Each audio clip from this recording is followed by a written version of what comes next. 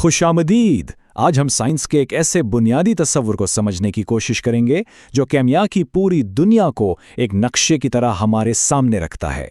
जी हां, हम बात कर रहे हैं दौरी जदवल यानी पीरियोडिक टेबल की। तो चलिए इसमें गहराई से उतरते हैं। सोचिए, कायनात में 118 मालूम अनासर हैं। एक तरफ हाइड्रोजन जैसा सादा अंसर है तो दूसरी तरफ ओगेनीसन जैसा पेचीदा। इतनी ज़्यादा अक़साम के साथ साइंसदानों ने आखिर इन सब को समझने के लिए कोई निज़ाम कैसे बनाया होगा? ये वाकई एक बहुत बड़ा चैलेंज था। ज़रा तसव्वुर करें कि एक लाइब्रेरी है जहां हज़ारों किताबें बगैर किसी तरतीब के फर्श पर बिखरी पड़ी हों। अब इस ढेर में से अपनी मतलूबा किताब कैसे मिलेगी? बिल्कुल यही हाल अनासिर के बारे में हमारे इल्म का था। एक बेतरतीब बिखरा हुआ मजमुआ।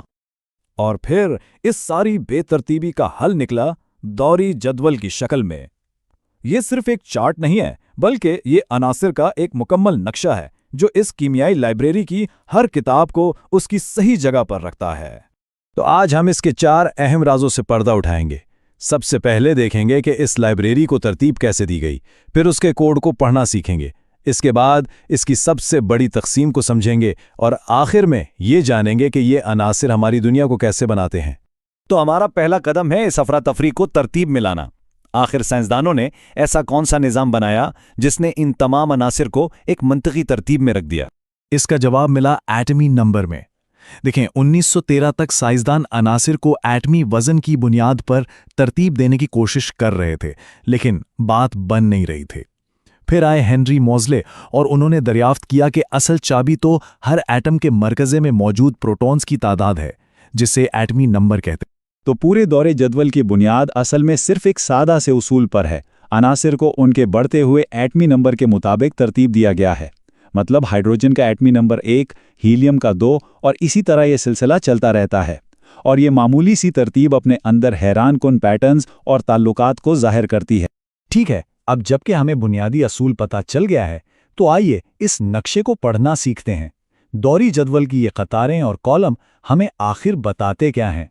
जदवल में जो हॉरिजॉन्टल कतारें हैं, इन्हें पीरियड्स कहते हैं। हर पीरियड एक नए इलेक्ट्रॉन शेल यानी एटम के मरकज़े के गिर्द इलेक्ट्रॉनों के एक नए मदार के आगाज़ को जाहिर करता है। तो पहले पीरियड के अनासिर के पास एक शेल, दूसरे के पास 2 और ये सिलसिला ऐसे ही चलता है। और यहाँ एक बहुत ज़बरदस्त पैटर्न नज़र आता है। जैसे जैसे हम किसी पीरियड में बाएं से दाएं जाते हैं, हर अंसुर के एटमी नंबर में 1 का इजाफा होता है, यानी 1 प्रोटॉन और 1 इलेक्ट्रॉन का इजाफा जो उसी बैरूनी शेल में जाता है। यही बतदरीज तब्दीली अनासिर की खसूसियात में फ़र्क पैदा करती है। अब आते हैं अमूदी कॉलमों पर, जिन्हें ग्रुप्स कहा जाता है। पीरियड्स के बरक्स जहां खसूसियात बदलती हैं, एक ही ग्रुप के तमाम अनासिर में बहुत सी कीमियाई खसूसियात एक जैसी होती हैं। ये बिल्कुल एक ख़ानदान की तरह है। लेकिन ऐसा होता क्यों है? इसका सारा राज इनके सबसे बैरूनी इलेक्ट्रॉनों में छुपा है, जिन्हें वैलेंस इलेक्ट्रॉन्स कहते हैं। एक ही ग्रुप के तमाम अनासिर के बैरूनी शेल में इन इलेक्ट्रॉनों की तादाद एक जैसी होती है, और चूंकि यही इलेक्ट्रॉन दूसरे एटमों के साथ बॉन्ड बनाते हैं, इसलिए इनका कीमियाई रवैया भी एक जैसा होता है। चलें इसकी एक मिसाल देखते हैं। ग्रुप IA यानी alkali metals, lithium, sodium, potassium, इन सब के बैरूनी शेल में सिर्फ एक इलेक्ट्रॉन होता है। इसी वजह से ये सब बहुत ज़्यादा रिएक्टिव होते हैं और पानी के साथ शिद्दत से रद्द-ए-अमल जाहिर करते हैं। यही है ग्रुप का जादू। अब ज़रा एक कदम पीछे हटते हैं और पूरे जदवल को एक नज़र देखते हैं। इसकी सबसे बड़ी और वाज़ेह तकसीम धातुओं यानी मेटल्स और गैर धातुओं यानी नॉन मेटल्स के दरमियान है। अगर जदवल को देखा जाए तो साफ पता चलता है कि एक लाइन है जो सब कुछ तकसीम कर रही है। अनासिर का बड़ा हिस्सा जो बाएं और मरकज़ में है वो धातें हैं, जबकि ऊपर दाएं कोने में मौजूद छोटा सा हिस्सा गैर धातुओं का है। ये दूरी जदवल की सबसे बुनियादी तकसीम है। और इन 2 ग्रोहों की जो खसूसियात है ना, वो एक दूसरे से बिल्कुल अलग हैं। धातें आमतौर पर चमकदार, ठोस और लचकदार होती हैं और हरारत और बिजली को बेहतरीन तरीके से गुजरने देती हैं। दूसरी तरफ गैर धातें अक्सर बेरौनक, टूटने वाली होती हैं और हरारत और बिजली की नाक़िस मुसल होती हैं। अब हम अपने आखिरी हिस्से में आ गए हैं। देखें, ये जानना तो ठीक है कि अनासिर को कैसे मुनज़्ज़म किया गया है, लेकिन असल सवाल तो ये है कि इससे फ़र्क क्या पड़ता है। तो देखते हैं कि इन अनासिर की खसूसियात उनके हकीकी दुनिया में इस्तेमाल का तयन कैसे करती है। मिसाल के तौर पे सोना और चांदी को ही ले लें। इनकी चमक, खूबसूरती और आसानी से किसी भी शक्ल में ढल जाने की सलाहियत यानी इनका लचकदार होना उन्हें हजारों सालों से जेवरात बनाने के लिए एक बेहतरीन इंतखाब बनाता है। मतलब इनकी खुसूसियात ही इनका मकसद तय करती हैं। फिर एल्यूमिनियम के बारे में सोचें। ये मजबूत होने के साथ साथ नाकाबिले यकीन हद तक हल्का भी है।